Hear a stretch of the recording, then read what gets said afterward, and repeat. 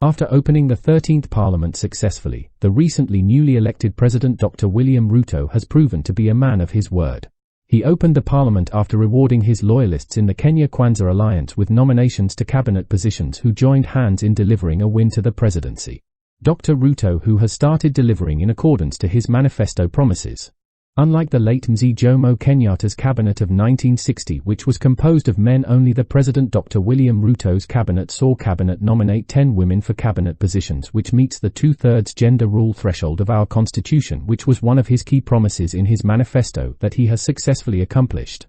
This caused many Kenyans home and abroad and many other leaders who got free positions in his government to go online to congratulate the president in his achievement of one of his many manifesto promises.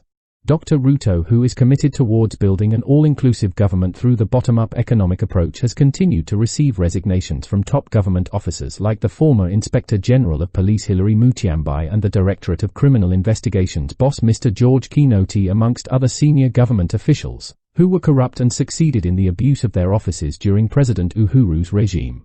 Some of the so-called deep state operatives like David Muriithi, who have major corruption scandals linked to Kemsa saga, have been under the new government's radar. Mr. Muriithi was cornered and stopped recently at the Jomo Kenyatta International Airport as he tried to flee the country while accompanied by his daughter, who was allowed to travel alone.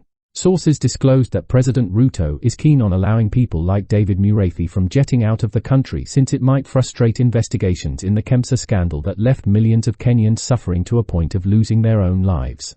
Mr. Muriithi, who was the Deputy Vice Chair of the Jubilee last year, faced the Members of Parliament to explain his role in the 7.8 billion Kenya Medical Supplies Authority, KEMSA. If allowed to jet out of the country, he might never come back to Kenya, making it impossible to investigate the KEMSA theft, and stopping him proved to Kenyans who were delighted in that move that President Ruto is committed in his bid to fighting corruption.